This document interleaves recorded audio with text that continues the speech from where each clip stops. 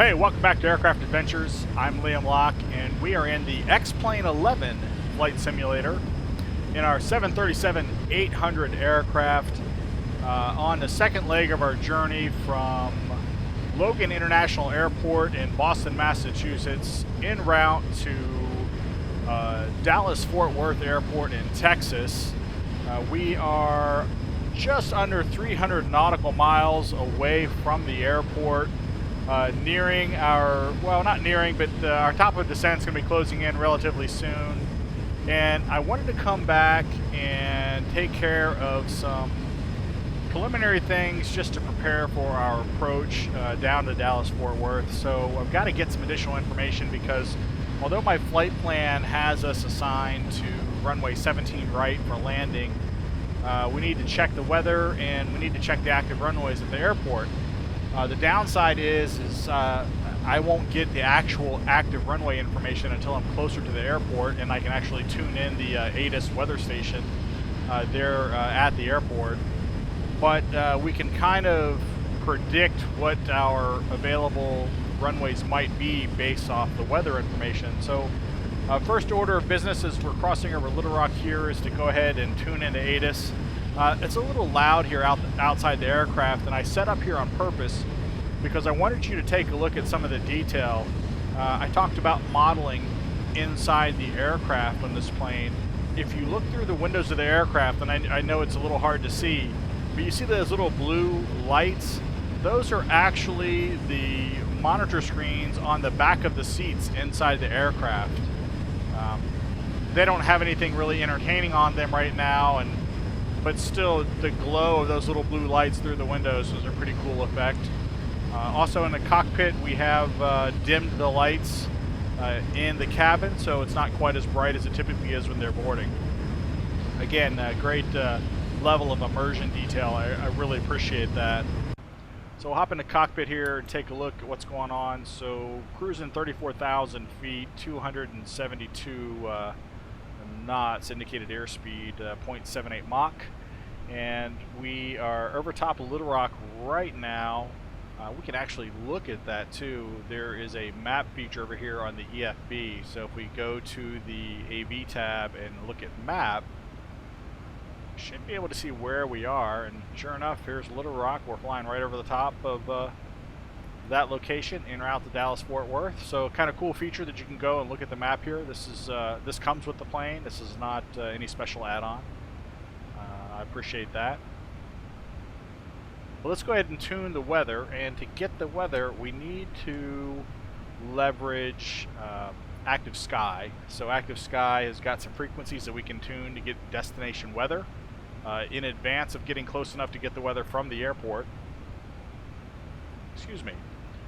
So we're going to go over here and tune in 122.025. That's the Active Sky frequency for destination weather. Kilo Delta Foxtrot Whiskey Airport information. Echo 2353 Zulu weather. Wind 157 at 14. Visibility 10. Sky condition few clouds at 4,500. Temperature 33. Dew point 23. Altimeter 2980. Advise on initial contact. You have information. Echo. Okay, I got most of Kilo that. Delta Foxtrot Whiskey Airport info. I just missed the temperature, but that's okay. Important stuff. So what we got was the winds out of 157 at 14 knots, visibility 10 nautical miles. Cloud deck is at 4,500 feet with few clouds, so we should have decent visibility descending down to the runway. Missed the temperature. I got the dew point at 23 and our altimeter setting of 2980. So now, with that information in hand, we want to take a look at the airport. I'm going to use Navigraph to do that. So I'm going to jump over here and open up my charts list, and I'll show you this here in just a second. So airport information. We've got the airport diagram up. If I show you the Navigraph map, here is the airport layout for Dallas-Fort Worth. And our assigned runway is 17 right. So if you look up here, I don't know if you can see this. Yep, there you go. Up here, 17 right. So that could be a viable runway, right? Wind out of 157. So down here, 157. So slight crosswind, but that certainly could be a viable landing runway for us. So we're going to go ahead and stay configured for that. And hopefully they don't throw us off at the last minute and give us a new runway when we are on approach. So I'm going to go ahead and collect all the information I need for a landing on 17 right. So we need to look at the runway information. I've already dropped that in up here in my flight plan. So ILS runway 17 right. We can take a look here. Here is our approach information. So we have airport elevation 607 feet, touchdown is 567 feet. We want to make a note of that. We want to get our ILS frequency. So for runway 17 right, ILS is 111.35, and the identifier is IJHZ. So we'll make a note of that as well. And the course for our final approach is going to be 176 degrees. So that is good. Missed approach information is right here. We'll make a note of that. And I've got that noted here. So climb 176 up to 4,000 feet. We'll make a slight turn at the indicated waypoint here, EYWP.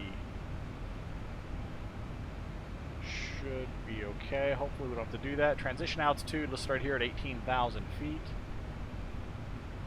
I did go back in and modify the flight plan just a little bit from the Seaver standard terminal arrival that we put into our flight plan. We had the transition indicated as few, which is correct, into the star, and from the star we were going straight to Yalita waypoint, and I changed that to not be Yalita, but to come a little further back here just so we can get lined up and be stable on our descent down to Dallas-Fort Worth. So I added in Nets and Garza waypoints.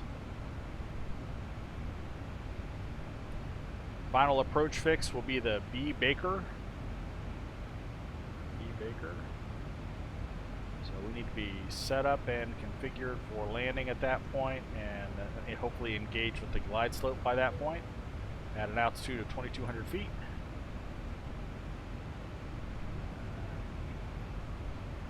Everything else looks good. The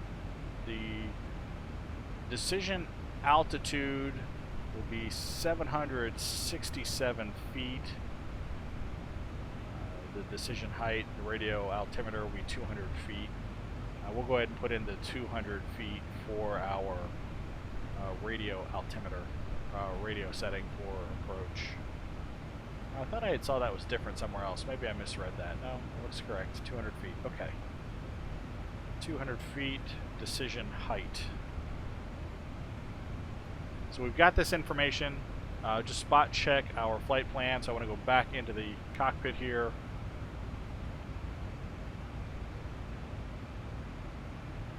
So we have 238 nautical miles to reach Dallas-Fort Worth, 127 nautical miles allegedly to our top of descent. Now I admit I don't have a lot of time in this aircraft in X-Plane 11, so I'm not fully confident with the flight management computer yet. That seems a little close to the airport, and we're flying at 34,000 feet, so we're going to have a lot of altitude to get rid of. I'm a little concerned about that. I want to take a look at our legs here.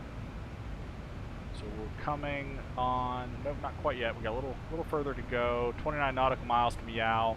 The entrance to our standard terminal arrival is Few right here. So about another 48 nautical miles. Well, we want to get set up for landing.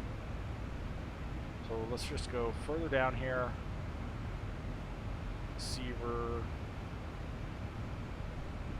The Nets guard. Oh, I see a problem already. We have Yalita. No, that's Yavit. That's okay. That's Garza. Okay, no, it's correct. Misread that there for just a second. Alright, well first we're going to go into a knit ref. We are going to be doing a standard landing, 30-degree flaps, so our VREF speed will be 151 knots. We're going to go ahead and select that now and drop that down here into our flap speed. We want to go up to our MCP and set our course heading for the runway at 176. I'm going to set that on both sides.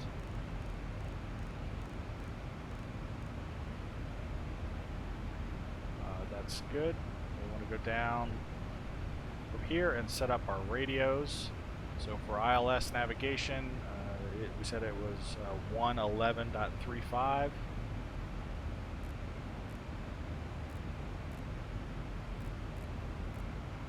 We want to set that up on both sides.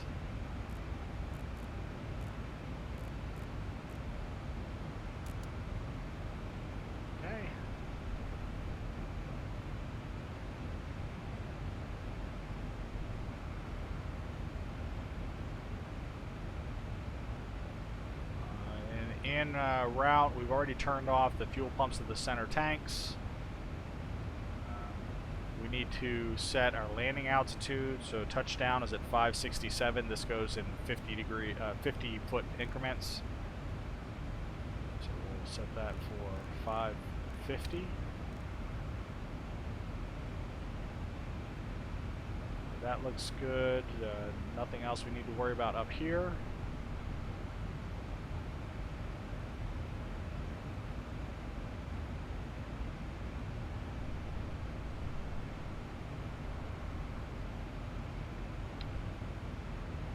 Zoom out here just a little bit on our navigation display. And I'm going to set up in Navigraph also our star chart.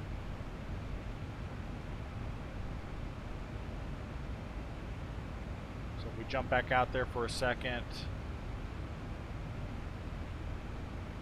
here in Navigraph, you can see we are approaching the entrance to our star,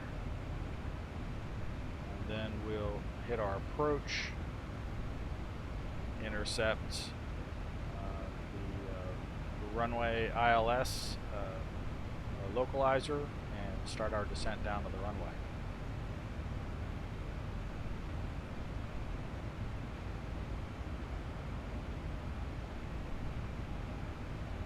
Looks like our first altitude restriction is going to come in at Seaver, and we're going to need to be between 16,000 and 13,000 feet. We'll go ahead and spot check that in the FMC. Go back into the aircraft. Let me bring up legs again. So the first, looks like actually the first waypoint with a flight level constraint is actually going to be the neck waypoint according to, look down here, I'm sorry, back here. Notice the neck waypoint has a flight level constraint of below 30,000 feet and above 24,000 feet. I don't see that here on the approach chart, but we're going to go ahead and follow that. That's what's currently in the star, and this is the current AirRack data. I still don't have a top of descent indicator on my navigation display, which makes sense. We're still 90 nautical miles from top of descent, so we've got a little ways to go. We can preset the altimeter, which is probably not a bad thing to do.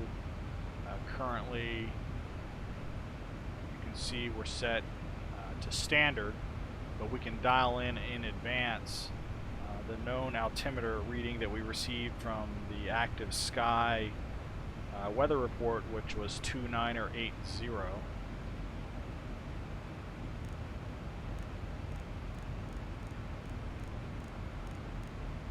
So you can see that down here on the primary flight display. 2980 is pre-programmed and ready for us to switch over to once we descend down through the transition altitude of 18,000 feet.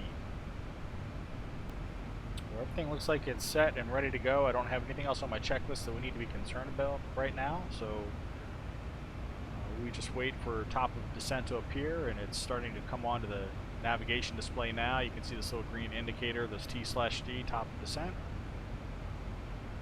And that coincides with the FMC, another 76 nautical miles until we reach top of descent. Now, I may start the descent in advance of that, only because, as I indicated, I don't have full confidence yet in this FMC.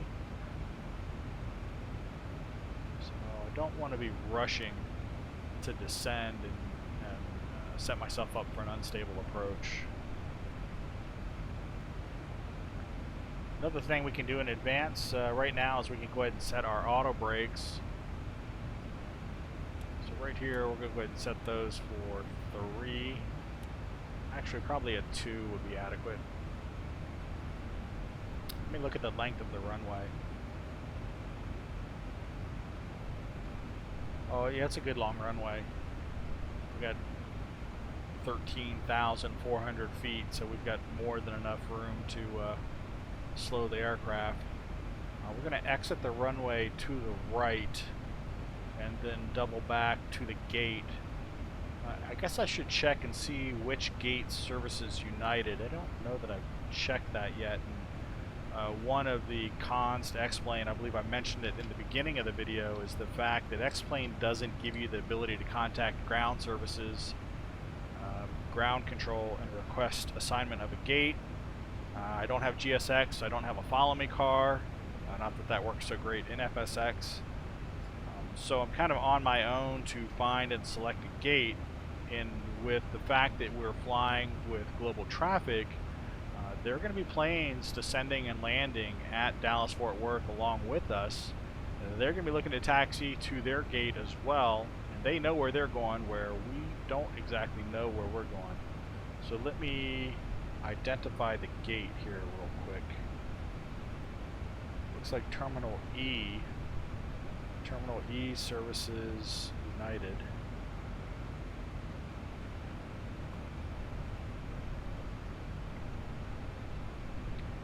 And now to find Terminal E.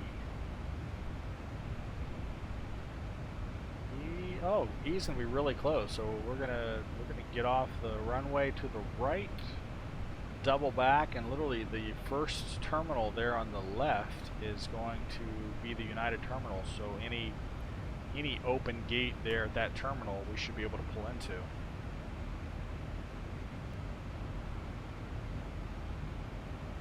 Alright, so we have entered our standard terminal arrival for Dallas-Fort Worth, approaching the few waypoint. We'll be starting our descent here momentarily.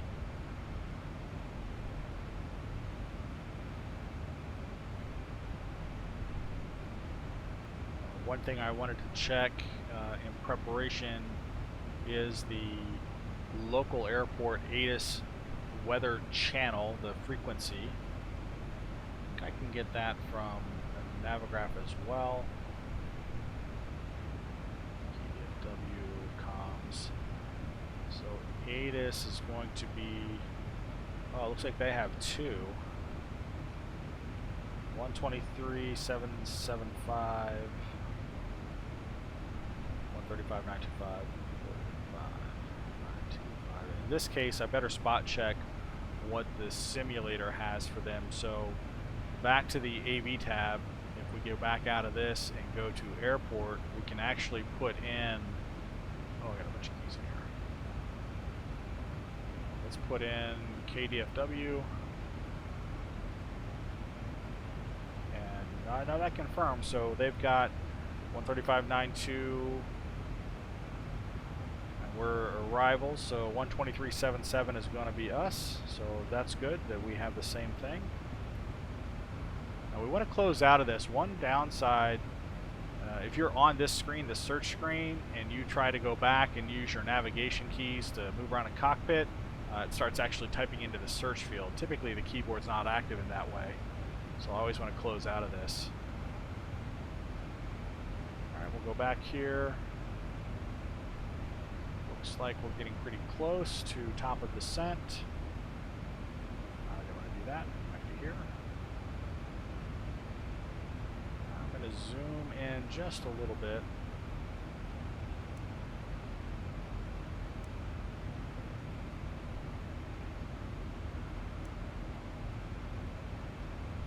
Alright.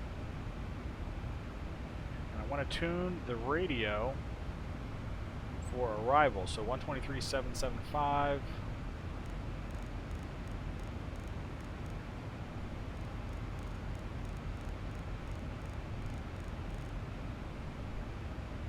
Let's see if we've got anything. Nothing yet. If we were close enough, we would be getting a weather report from the airport. So I'm going to leave that tuned in, and as soon as we get close enough to the airport, we should pick up that weather announcement. 143 nautical miles from the airport, according to the FMC. 143, 31 nautical miles to top of descent. Matches up with our navigation display. We'll just double check our knit reference. We are set up for a 30 flaps. V1, I should say our VREF speed of 151. That's over here on our primary flight display, so that is configured.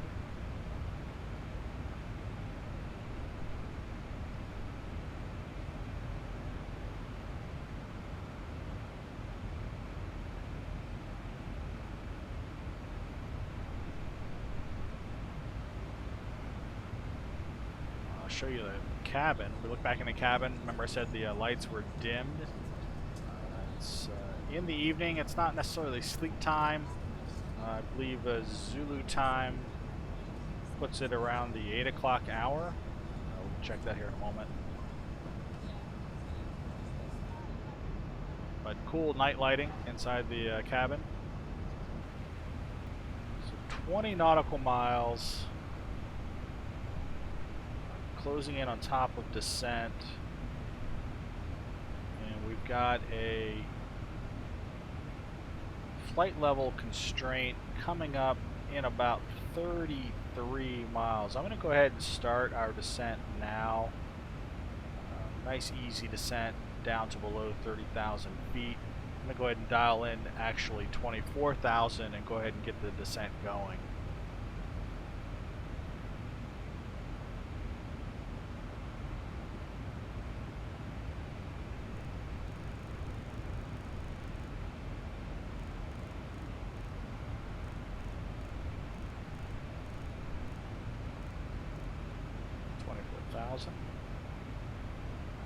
We're going to go over here and go ahead and start top of descent now.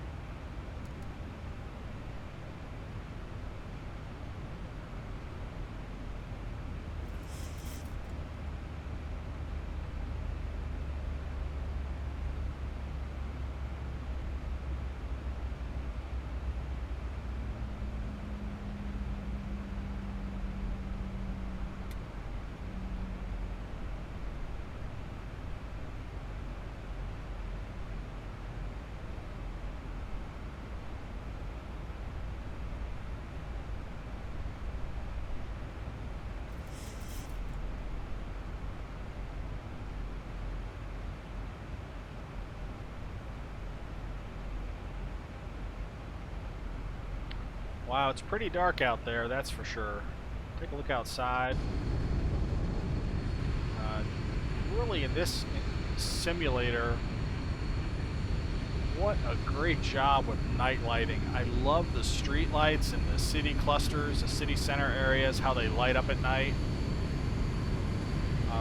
Much more realistic than what you typically see inside of FSX.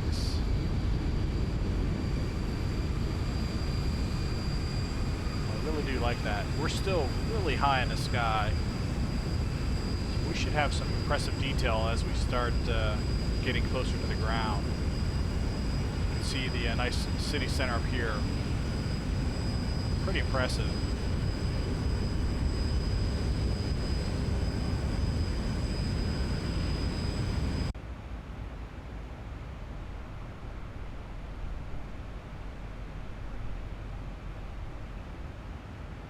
pretty slow descent. Progress 950. We're just going to go along for the ride here.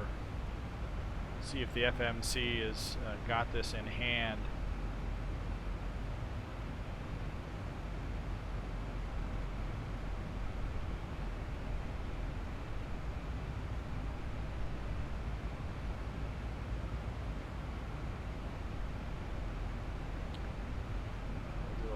Heading to course check.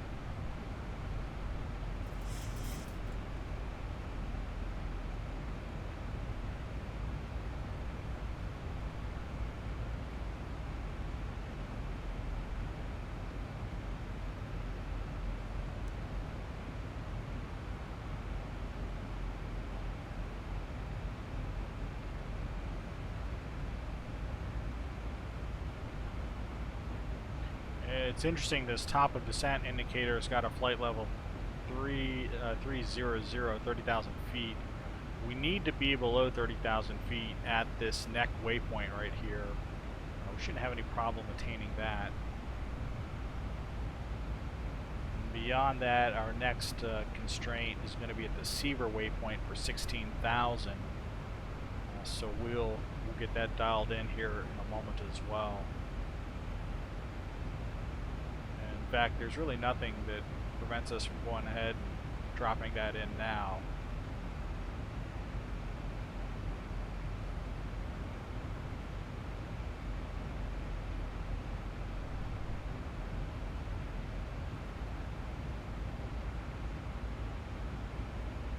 Go ahead and do our PA announcement. Ladies and gentlemen, as you can see, we are descending. Seatbelt sign is on. If you happen to be up and about, please return your seat. Keep your seatbelt fastened for the remainder of the flight. On behalf of the flight crew, we appreciate you being with us today. Wish you a very safe and pleasant journey to your final destination. Hope to see you back here with us soon. Thank you. So cool. I like it. Fun stuff, fun stuff. Let's go ahead and just confirm that that seatbelt is lit up. So I put it back. Oh, it's the wrong one there. Read the sign. Seatbelt. We'll go ahead and put that on.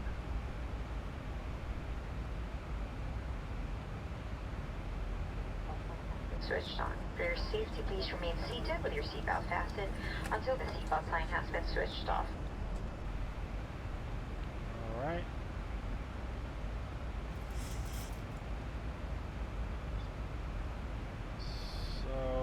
Starting a little more aggressive descent right now towards the next waypoint. 16,000 feet is what we're shooting for, below 16,000 at Seaver.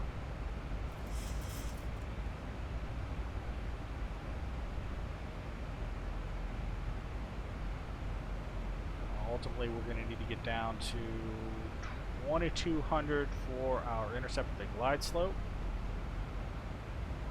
Let's continue to descend before we change it again.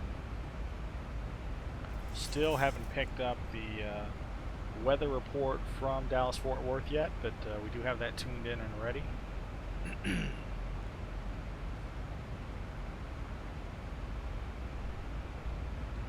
Go ahead and zoom back out here just a little bit. So 16,000 is the top of the range. I'm going to go ahead and take that down even a little bit further. I'm going to bring it down to 8,000, which is going to be the low constraint heading into the Nuss waypoint, which is just a little bit beyond Seaver.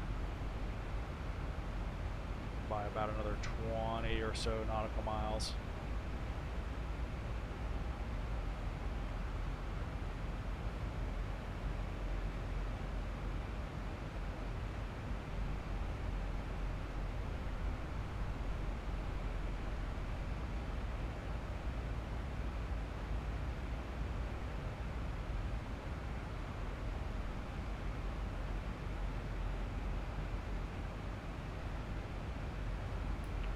We're also supposed to have a speed reduction at Seaver down to 270 knots.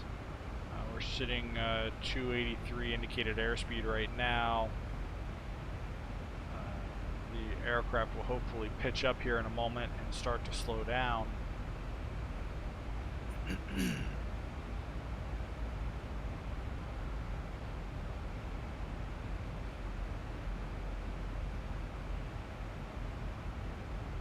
According to the descent profile, we're right on target for what the FMC wants to do. Now, basically, I'm just looking at the little pink arrow here.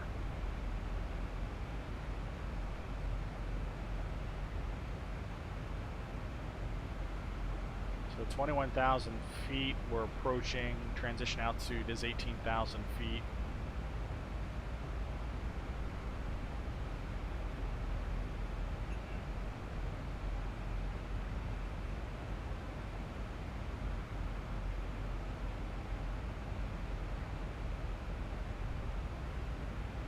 Go back and take a look outside.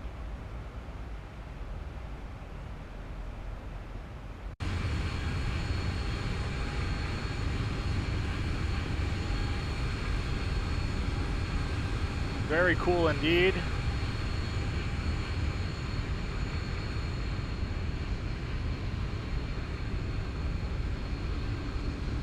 Very dark out there. It's hard to see our aircraft, especially with our Star Wars branding, our Star Wars advertisement on the side of the aircraft.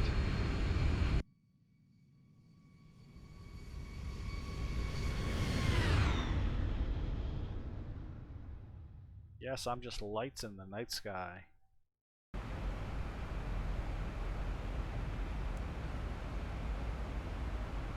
Alright, well, we're coming upon 18,000 feet. I'm going to go ahead and switch back over to our altimeter setting of 2980.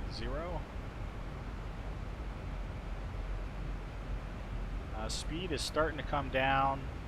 We are within 10 nautical miles of the Seaver waypoint, and we need to be at 270 knots crossing through that waypoint, and our speed will descend from there.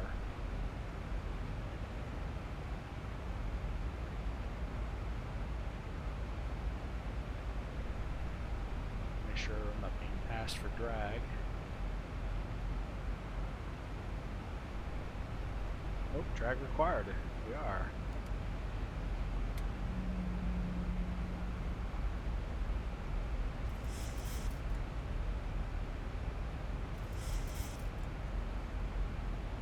So I put the air brake out, the speed brake out halfway.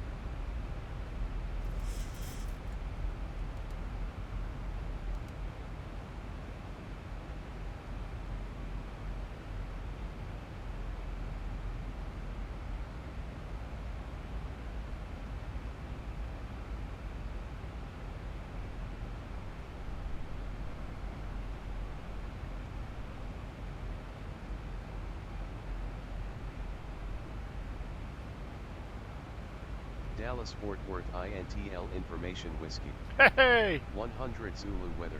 Oh, wait a minute. Not good. 170 F10. Visibility more than 10.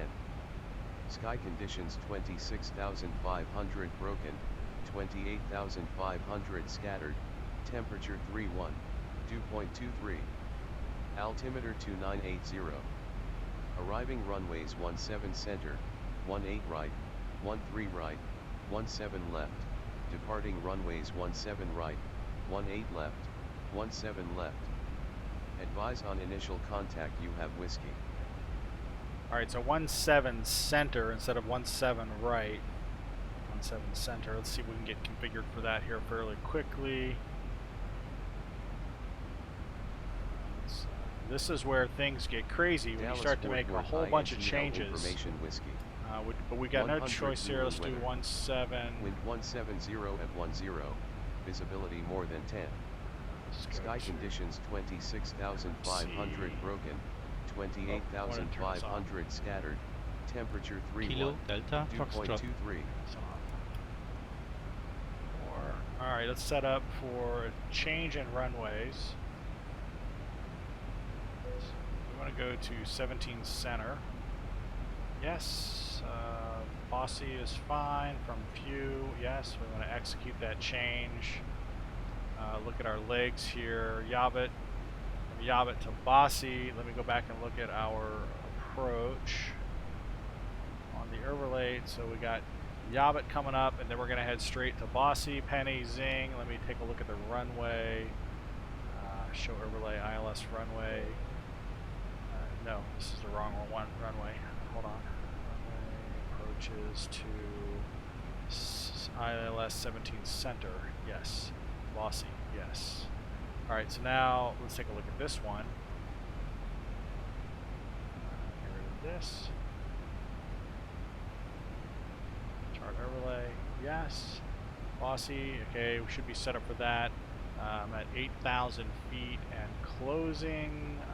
My 6,000, so I'm going to go ahead and dial in. It looks like Zing. Zing is going to be the, no, Penny is going to be the final, wait a second here. Jiffy is going to be the final approach fix. So we're going to dial in 3,000 right now just so we don't miss it. Go back to this. Up here. Go ahead and put 3,000 in now.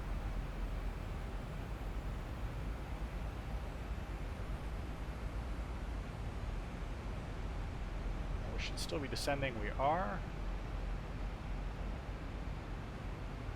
Alright, looks good. Let's go back here.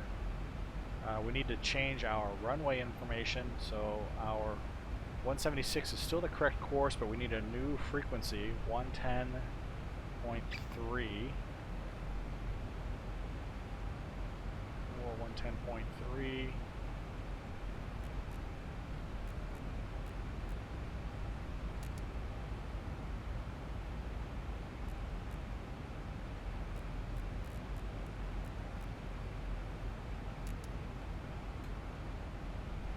Alright, 110.3 dialed in, 176 is set. Do a quick heading to course adjustment. 264.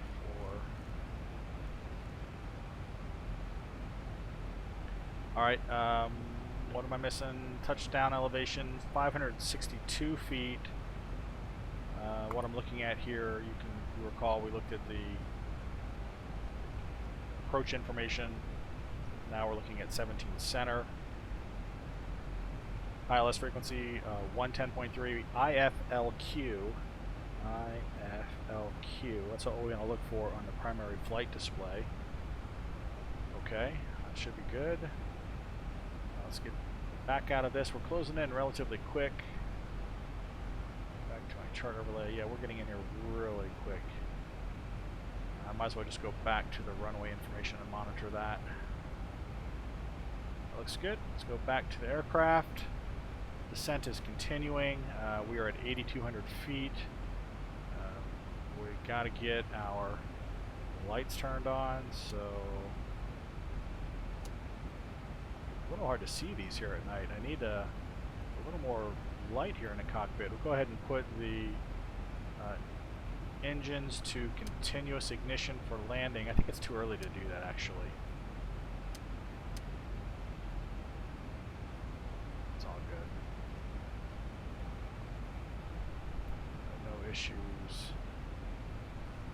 Try to do too many things, gonna make mistakes. Continue our descent down. At Bossy, we need to be at 6,000 feet, so we are descending towards 6,000 right now. 2,300 is going to be our intercept altitude for the glide slope. And we are coming upon, at Bossy is where we're going to also intercept the localizer. So we want to get set up for that, make sure our speed's under control. We are picking up speed here a little bit, so I'm going to add some drag, which is actually being asked for by the flight management computer. So we're going to put that into play, get our speed down.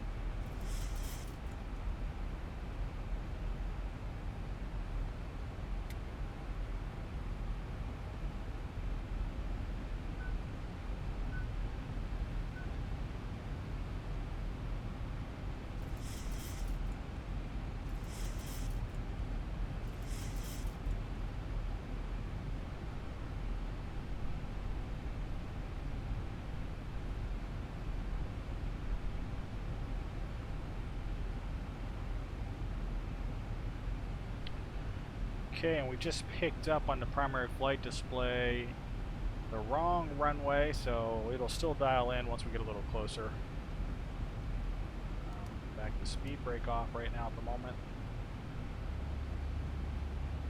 I'm going to go ahead and engage flaps 1.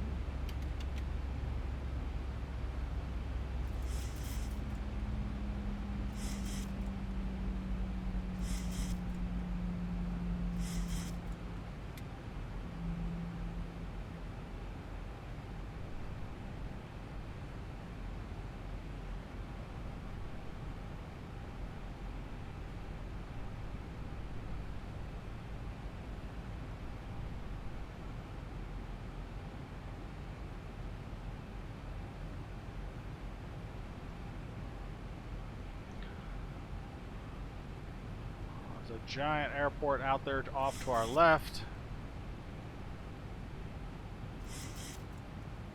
Oh, you don't do this to me right now, really?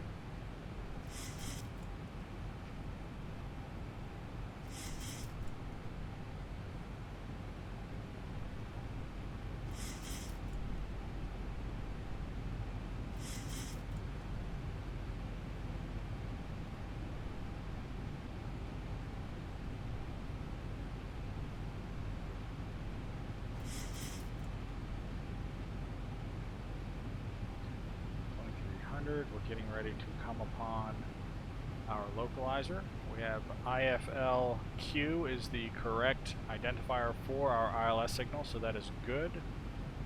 We are coming upon that here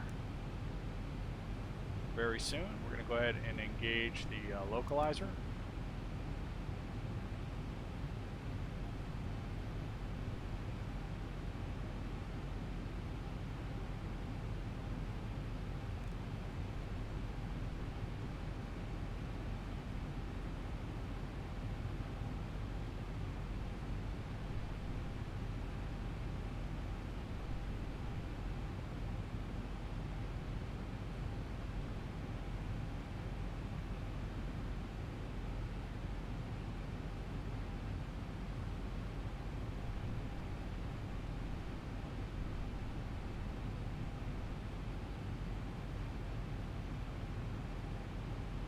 We're going to go to flaps 5.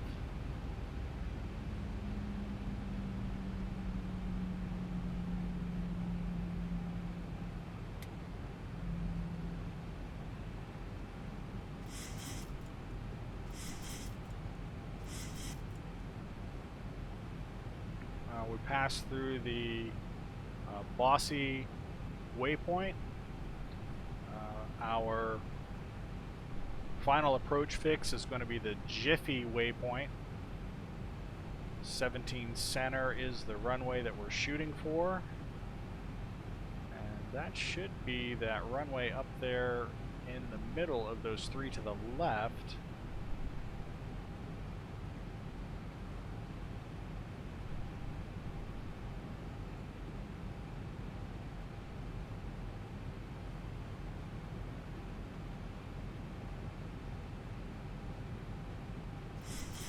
like we're picking up some speed, so we'll go ahead and engage the speed brake. Our speed down here a little bit.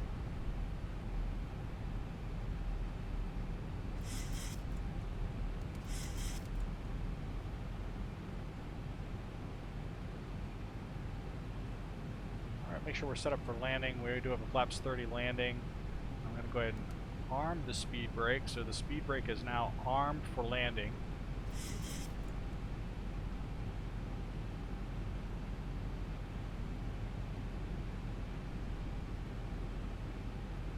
Jiffy's going to be coming up here soon.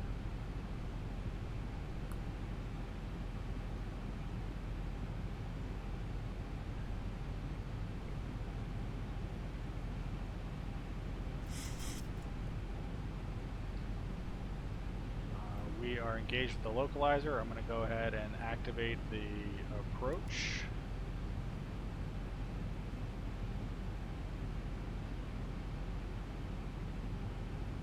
13 nautical miles from the runway.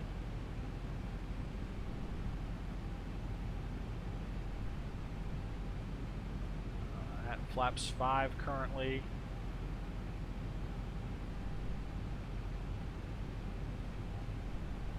So what am I missing? It's always the question. What haven't I done? Landing lights, cabin signs, lights, belts are on. Should be good.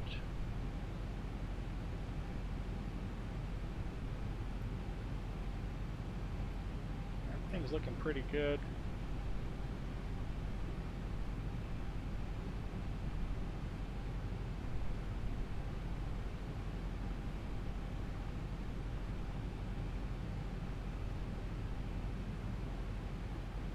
$3,600. Chippy's closing in really quickly.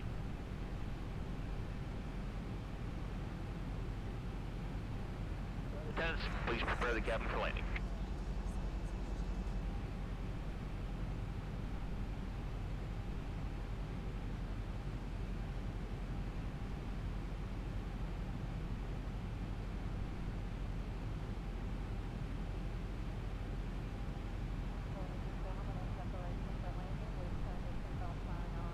Flight attendants will be collecting any remaining service items that you would like to discard. As part of our Echo Skies program, we're committed to recycling aluminum. Great. The announcements are such a silly touch. You know what I have forgotten to do? I need a radio altimeter of a radio height of 200. We never actually did that. I'll dial that in right now for a minimum.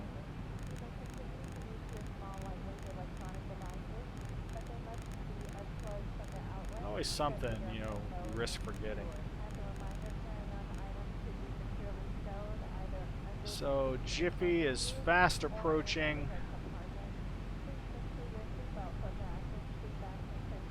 We're still waiting to engage the glide slope.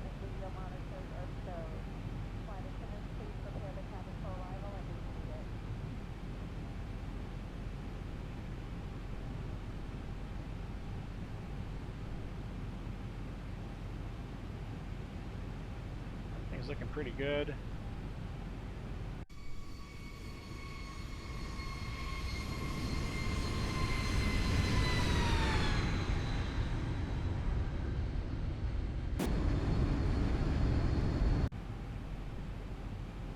Alright, we have the glide slope is engaged. We're going to go gear down. Flaps 15.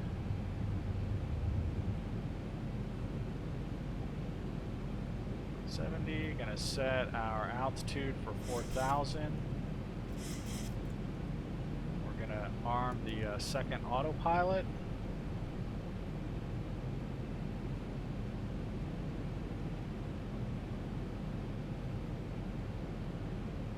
We're going to go to flaps 25.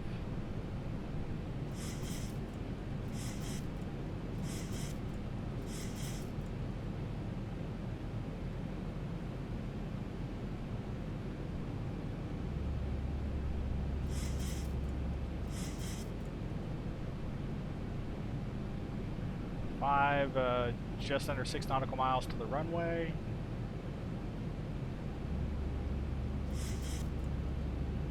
Okay. Land 3 set up. We're going to go to flaps 30 here in a moment. Flaps 30, dial our speed back here. 151 is our VREF. 1,000. 1,000 feet, stabilized, Mr. Perch, altitude set.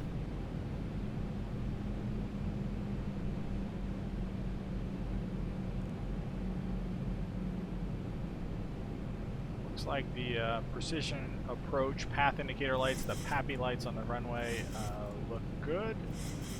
Stable on approach down to 17C.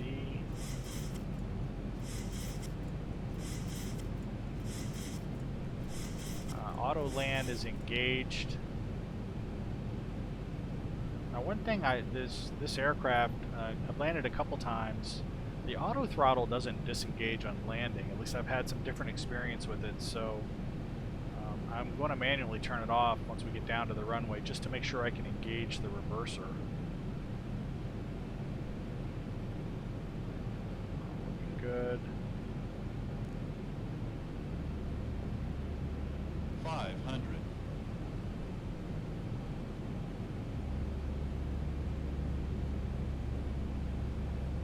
400.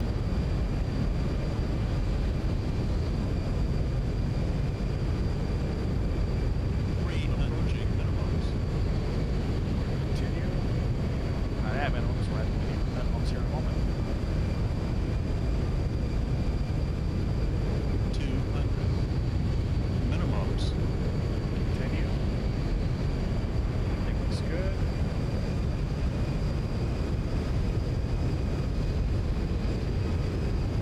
100.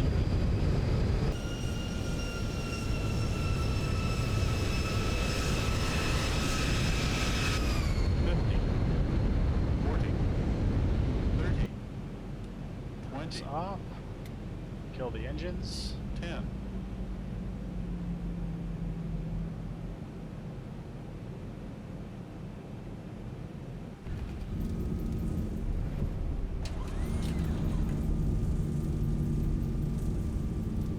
Nose down. Engage your reverser.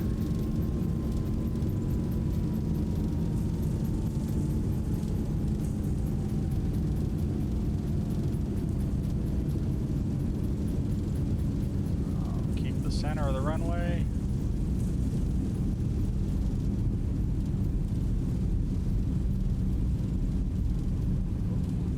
Knots. 80 knots.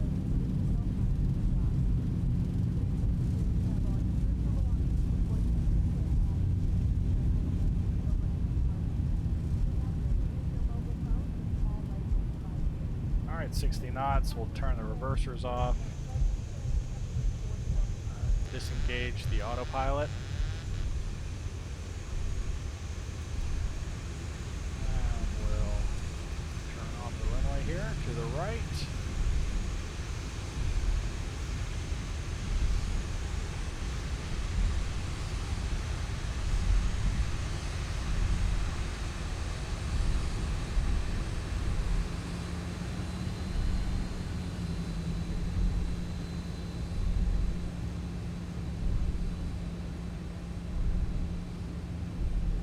To tell where we are in regard to Terminal E. Welcome to Dallas-Fort Worth, everybody.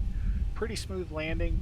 One thing that is a little bit off-putting for me with the landing there is it seems like it's almost in slow motion.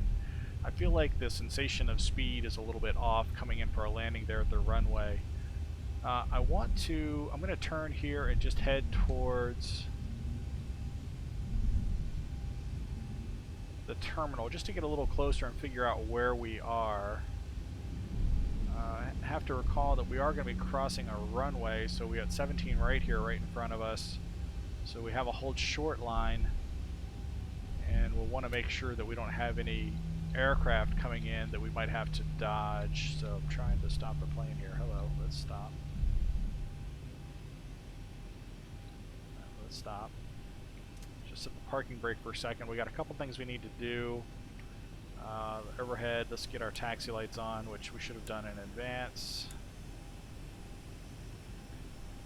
This is all good. We need to get the APU on as well. It's really hard to see. Let's just turn on the dim here a little bit so we can see a little better. On and get that started up.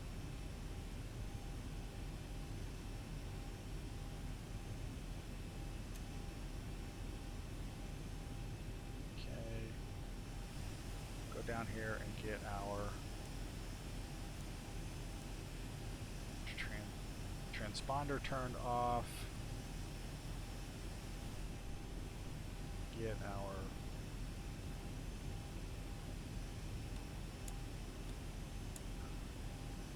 our strobe light.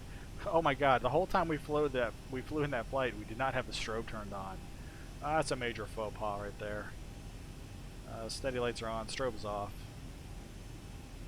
Everything else here looks good. APU is still starting up.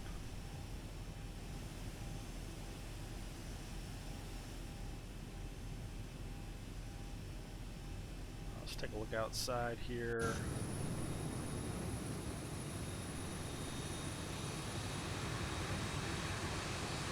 We do have a plane on final, American Airlines, looks like on 17th right. All landings are coming in from that direction. Behind us, which runway is that on? That might be actually 17th center it's coming in for. So we're going to go ahead and cross. I think we'll be safe to cross.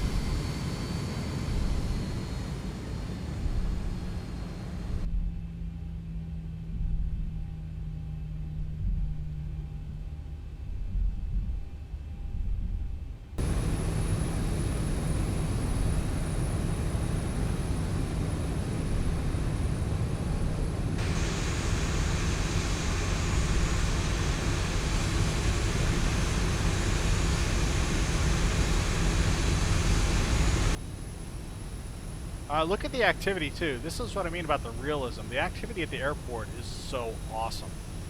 Nothing like this existed in FSX that I could find. So I need to figure out where the heck I'm going. I think I'm in the center terminal, to be quite honest.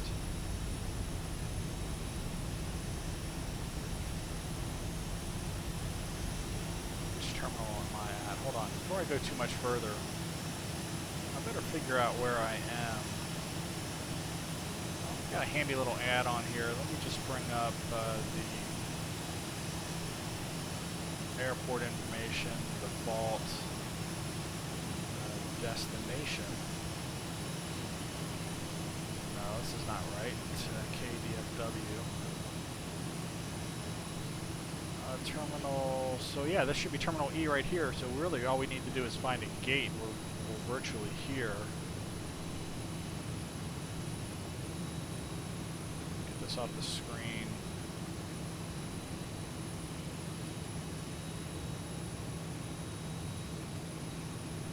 I see a bunch of American aircraft.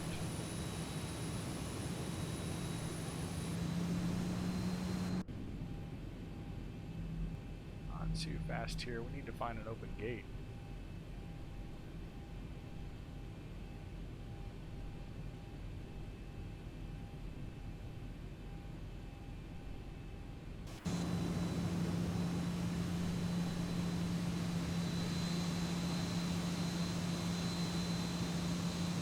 Looks like there's one back over here, actually. Well, let's go snag this gate.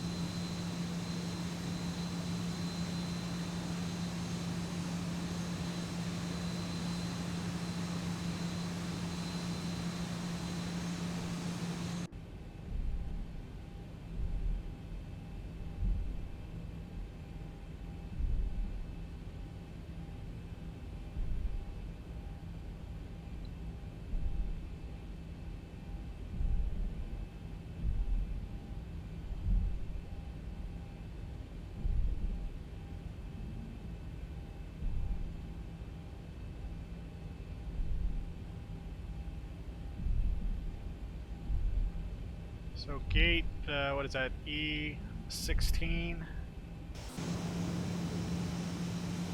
Hello buddy, you better be watching out for me now. I'll run you over. That guy's got balls of steel.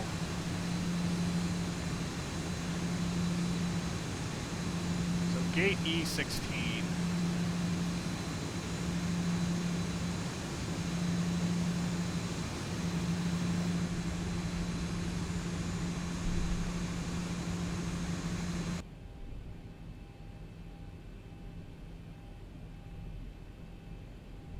I don't know how this auto park system works. I'm going to use the outside indications. I like to watch.